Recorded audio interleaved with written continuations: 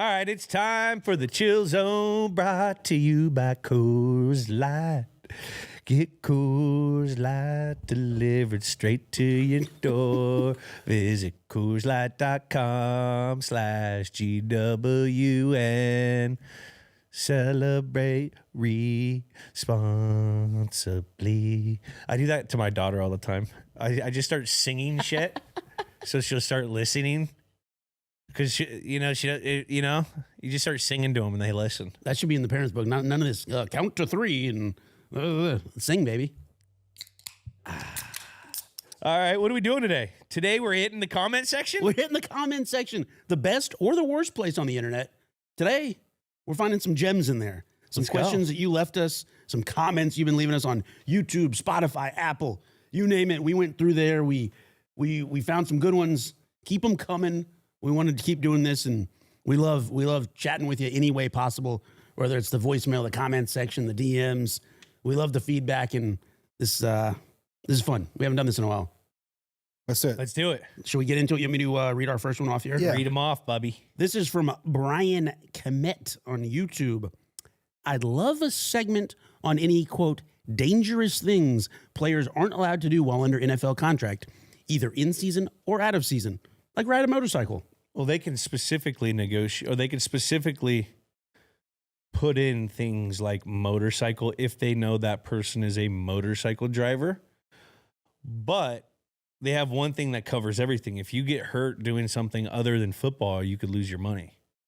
Any So, other like physical anything, activity. what if you Anything. just, like, if you get hurt, yeah.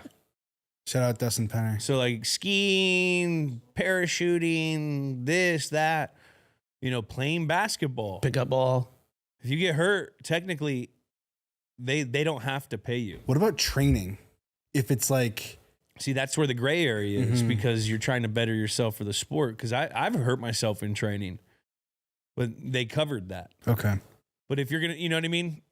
But Yeah. it's kind of a gray area unless they specifically say it in certain things, in certain people's contracts. Because remember, Drew came on here and said he went skiing even though he wasn't supposed to? Yeah. Oh, yeah, I forgot about that. You know what I mean? So, like, in theory, you could be like, dude, skydiving's part of my training routine. If I can't scuba, if I can't No. scuba, what's all this about? Yeah, right. Got the whole point. Okay, that's Do interesting. you know of any specific instances where you came across people getting certain things like put in their contract that they can't do? Like Chris Hogan can't play lacrosse. No one talked about that stuff. Yeah. Okay. Like maybe JPP, no firecrackers. 4th of July, the GM calls him up. We might What are have you to cut doing that. over there, JPP? What's on tap for today? Man, it's so I get so scared whenever I light the fireworks now, Bro. because of that. Fireworks are dangerous, man. And my dad used to say it all the time: blow your fingers right off, Frank was right. and it will. Oh, my God. Stick to the sparklers. Sparklers. It's safe for all. You want to get into the next one? Next one. From Sorry, I at- don't know the dangerous stuff. I know. We love Can't danger. do anything because if Danger you get is my hurt, business. I'm not going to blow up anyone's spot, but the irony of this episode. Oh, yes. Sorry. Oh, my goodness. What? No, this is the Ted Karras episode. Yeah. Yeah. oh, wait, because we went on a dirt bike ride. Yeah. Oh, gosh. Forgot about that. We didn't go on a dirt. It was like we were on Super 73s. It was a simulation. It was like a. Travis Pastrana backflips. Yeah, right. I'm just Boy, kidding. did he not know how to drive it. Oh, my goodness. That's surprising to me. Nothing like some good old peer He pressure. lied too. Yeah, ride dirt bikes. You see, he treats me like an older brother or something, or like, He was he's very like, nervous about peer pressure coming here. yeah, I know. I will not put into Julian's peer pressure. He folded like a lawn chair. Next, we have a YouTube comment question from Jelly899. Do you get paid extra for appearing in the TV network's pregame hype videos like they have leading up to the Super Bowl or other big games? What do you mean? Like when you're like in uniform, like holding a ball on like Sunday Night Football, and you're like, No. "Oh, I'm looking cool." No, Does that happen before the game, or does that happen at the beginning of the season? that happens usually the week you're still at your home stadium. So NFL For the Super Bowl. for the Super Bowl. right when you get to the Super Bowl, you get there a week early. You have like a day dedicated for certain guys to go do media obligations for the networks. That's just like a green screen, like in a room. It's like a down in green the bowels of the screen. stadium. They'll bring in a group of guys. We do it preseason for our team individual stadium stuff and like what our team uses. And then you kind of do that same thing, but for the network, whoever's hosting it, and the NFL that week. So you do that before the week. You don't get paid extra. That's part of your contract. Now, what about for just like a regular like Sunday Night Football? Because they do some media stuff for that too. Is that beginning of the year? That's beginning of the year. And like NBC will come in and shoot with some people? No, you do like our team. I think our team's production will take stuff for NBC, CBS, for CBS, for Fox, because they know the schedule. That's your schedule. That's your media day. Yeah, because you do it like 4 different you do it for like different things. That's cool. Yeah, that's all pre. I always like seeing that when there's a guy that like his drip will be a little different than it would be like on field. So you can always tell who didn't go to those days because they have the same one from the year before. They just you look at Brady. I think his was from like 8 years ago. He had to finally do new ones when he went to Tampa. But what about the old like Monday Night Football where it's like you just like it's the cutout and you say your name, you say where you're from. Rand University. Yeah, you do that day. You do that before day. the season. Before the season. Oh wow! So you got to plan your joke high school like pretty early. Cool Yeah. high school. You gotta go early with it. You say Kent State. I say gave a couple. I said college. I never used them though. I never thought about it going into it. Like I was thinking about the team we were playing. You know what I mean? Yeah. But like, I never thought about it. Where I think I did College of San Mateo for one. Cool. Kent State. And then I just did like Redwood City. Then I just did one that said Taike Mate. What's that? I think it's like fight till death in like either Samoan or. So cool. But it was something we all used to say at our football teams back in the Bay. We would be like Taike Mate. I love that callback.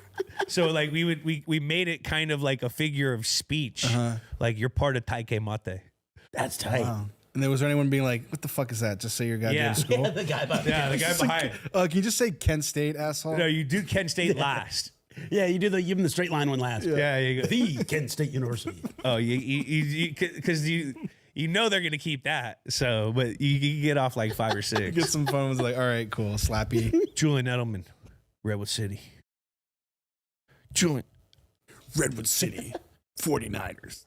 It's like the guy in like picture day, the guy taking in school, and he's like, all right, like just get the one I can show your mom, and like that you'll actually Did buy. you get a haircut for a picture day? That's the thing. Sometimes you be fully off blast. No, Just catch off. Just like, oh, it's yeah, media like, so day. that you go up in the locker room, you go up in the bathroom, and everyone's getting all cleaned up and stuff for the fucking stupid shit we got to do. Oh shit, it's picture day. Yeah, so you see guys getting all cleaned up. It's always funny when like a guy will be in there and they show like the full body when he's like just wearing sneakers and his full jersey. Like, Yeah, And you guys always like a lot of times you don't wear pads. It looks so goofy. yeah, it looks hilarious. we didn't wear pads. Yeah, it and looks we so- love that because it sucks putting those pads Oh, on God, I with those can't even game imagine. jerseys. But it looks goofy. It It's does look hilarious. Hey, Julian, Kyler, Jack. Howdy. I wonder if you could tell us what it's like on an NFL road trip. I know, basketball, baseball, hockey, a lot of games to be played. NFL, not so much.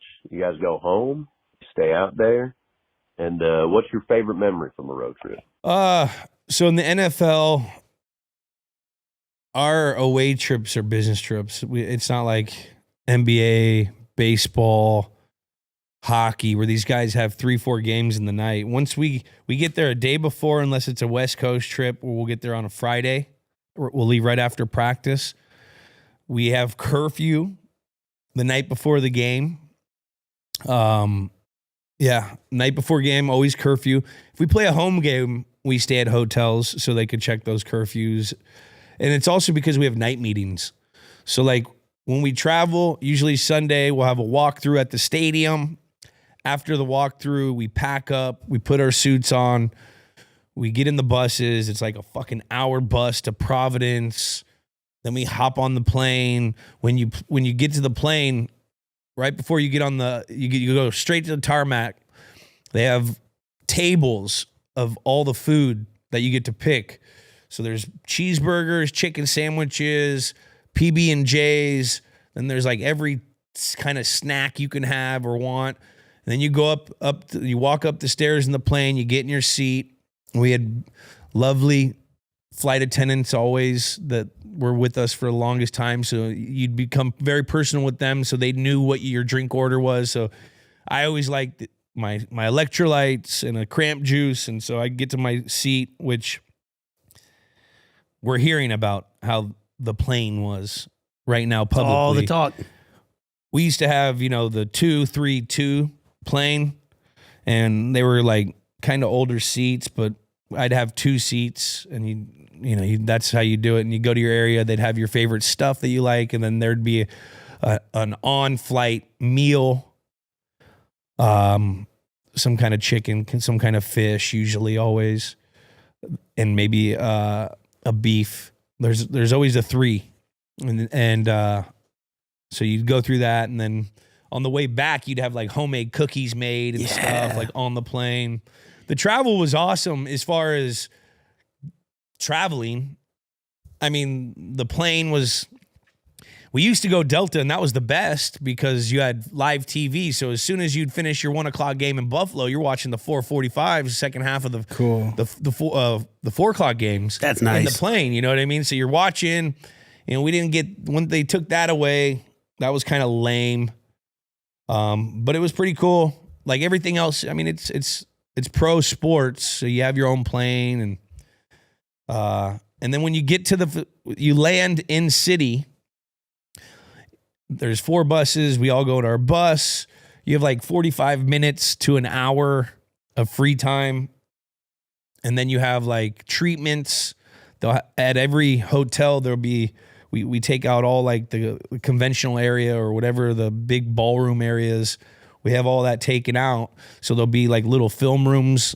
So you'll have film room if you want to go watch film. There'll be a big training room. So there'll be a lot of guys in there getting their bodies ready. So there'll be that like a 45-minute hour of that.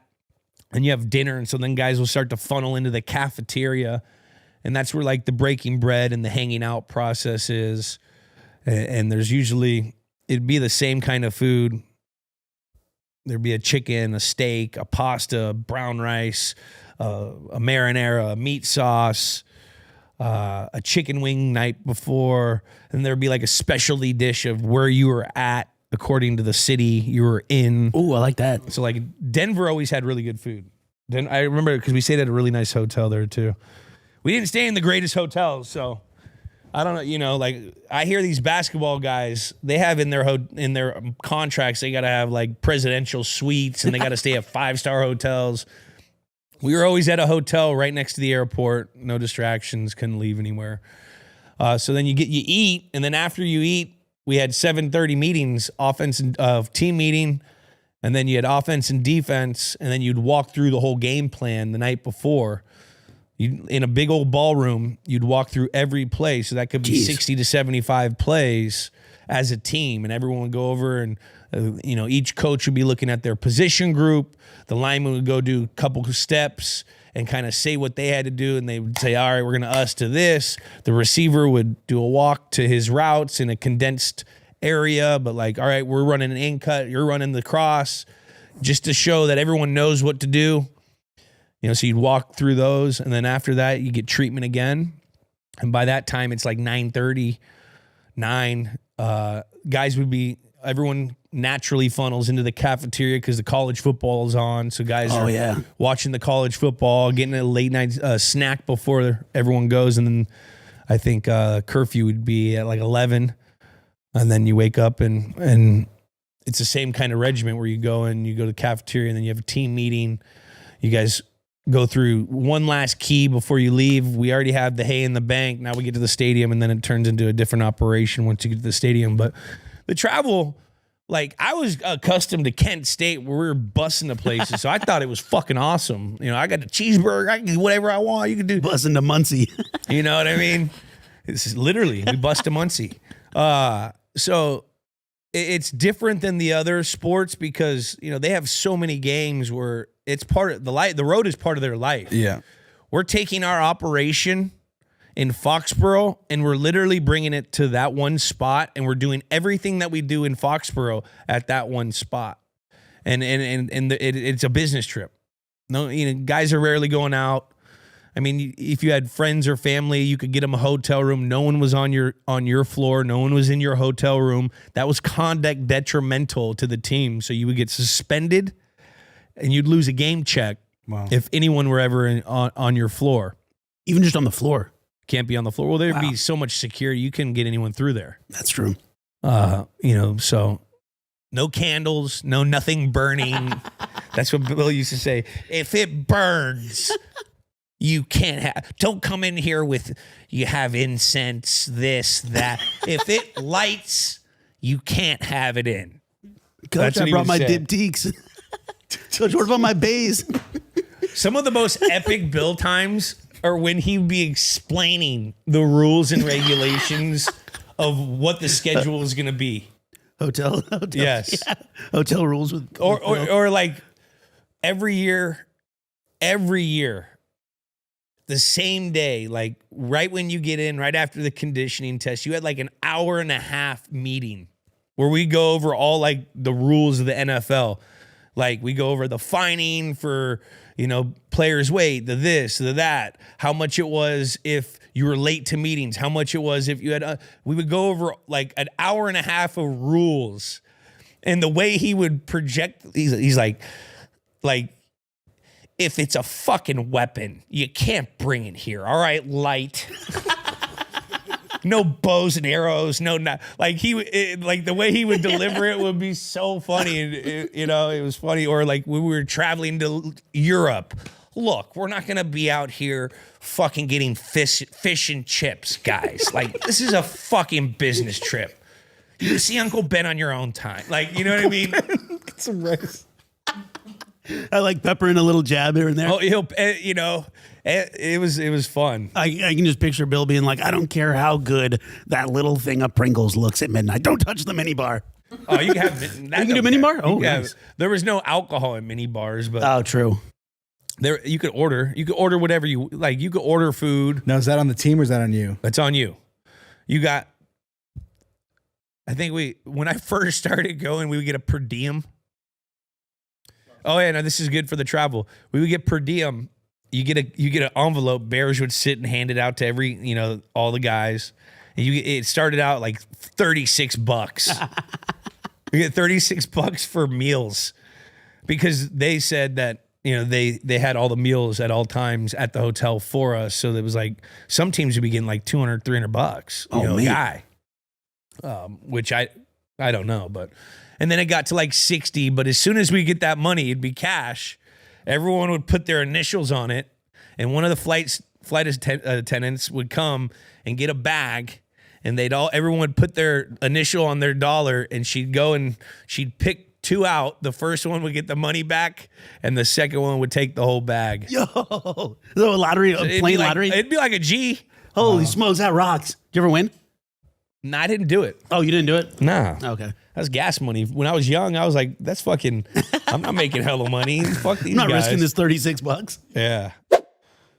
First off, you're around the team and your schedule depends on who you are. If you're a guy that's new and he's still trying to learn the system, doesn't know this, offense or defense, depending on where he is in his career, they'll keep him around and they'll design after that. Now, the schedule, usually when you tear your ACL, everything's about your flexion and extension. So when you get your complete flexion and extension back, that's when they'll go in and cut it. It's usually about a month, depending on if you have your MCL or not. They want the swelling to get out. So you do a lot of prehab before you go into surgery with your ACL. And then also who manages it. Your agent helps you manage it. The team will manage it, but you are able to get second, third opinions that the team will pay for. So if you have a doctor, if there's a knee specialist, a lot of people go down to Anderson in Alabama and they'll send either their film or they'll go have a visit with him and see what he says. Team has to pay for it. And if you pick him, you can go with him. You can pick whoever you want to operate on you. I would always have Dr. Neil Alatrosh out here. He's a close friend. I'd always get a second opinion from Neil, just to keep clear thought. Pete Asness did mine. He was in Boston. He's a Boston Mass General guy. And after that, it's pretty routine. Now, how guys keep their muscle mass, that's the biggest problem when you come back from these injuries. So when you tear your right leg, tear your right knee, that's the number one thing you're trying to build at like day one. You're doing quad flexes to try to prevent the atrophy, because once you go in and cut and you don't move your leg, you're going to lose like 20% of your leg in like the first week. It's freaking crazy. So they've got a lot of things now. Also, they have this thing called BFR, blood flow restriction, where they'll cut pretty much the circulation off of your leg or whatever muscle you're doing. And so the work will be like a million times harder. So you can essentially do like a regular squat with no weight, and it kind of manipulates your muscle and your body to thinking you're loading your leg to a whole nother level. So then there's some kind of thing where it'll shoot more growth hormone when you constrict it. So a lot of guys are doing this thing where it's like a tourniquet. They tourniquet your muscles, everyone, and they work that muscle group, and it's very hard, and it reduces the load that you put on your body, but it manipulates your mind to thinking that you're loading your body. At least that's what they say. So a lot of blood flow restriction. But that's the number one thing when you're coming back from injury. That's what I would always tell the doctor. I'm like, I'm not trying to be 100%. I'm trying to be where I was at. 100% healthy and 100% where you're at is completely different. And that's like that's the hardest part about coming back from an injury, especially like a lower extremity injury, is the atrophy, is the endurance strength. You can get up to your top speed, but you can only hit it 1 time out of 5 when you're supposed to hit it 5 out of 5. You know what I mean? That's what you're battling. That's what the race is right away, is to try to get that leg to where your other leg is. Summary, schedule is where you do it is usually about who you are, where you are in that system, scheme, organization. How long does and that who mean handles it? Does that mean like a veteran? Like a veteran can go like off do the thing? I was around the facility when I tore my ACL, but I wasn't in meetings. Like a younger guy, if he was a rookie and he tears his ACL, he'd do his rehab and then he'd go sit in all the meetings and shit because he has to still learn the install. I wasn't in that point in my career at that time. Some guys, if you want, you could rehab it in different areas at different places. Just once again, depends on who you are and where you are in your career, who manages it, usually your agent and the head trainer, your team.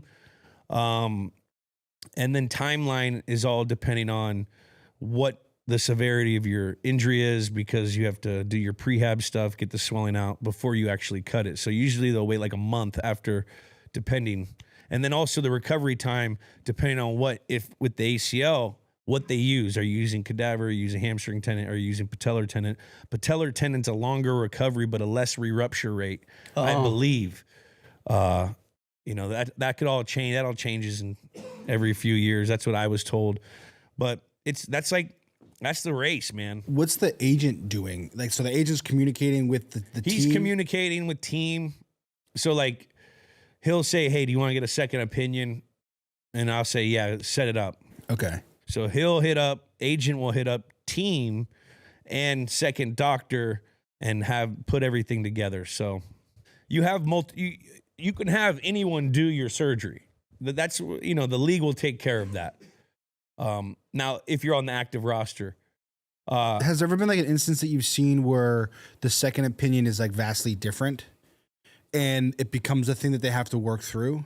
You got to take all that with a grain of salt. Mm-hmm. Some of these doctors just want to, you be the guy. I saw, hey, all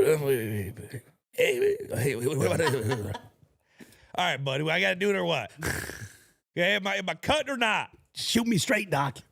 Shoot me straight. I'm out for 8. I'm out for 10. Because there have been some instances in the history of sports with like players having disagreements. Yeah, but I haven't had that. Like, ACL is such a routine freaking injury now. 30 years ago, we're different. 40 years ago, you're retiring. Yeah. Now it's like Tommy John. You come back stronger. It's crazy. Yeah. Did you do cadaver? No, I went patellar tendon. Oh, nice. No one does cadaver when you're playing. Oh, okay. Cadaver's the most re-rupture rate. It's usually for like the non-athletic people that are, or people that are not going to like physically demand their knee. So Kurt probably went cadaver. Definitely cadaver or hamstring tendon. I'm kidding. I'm just kidding. And a lot of guys don't want to mess with their hamstring tendon because we're speed guys. Yeah. Right. You don't want to touch any of that. And then so if you are in a schedule where you are in the facility or you're younger and you're near the team, you're going to games too? You're in the facility during games?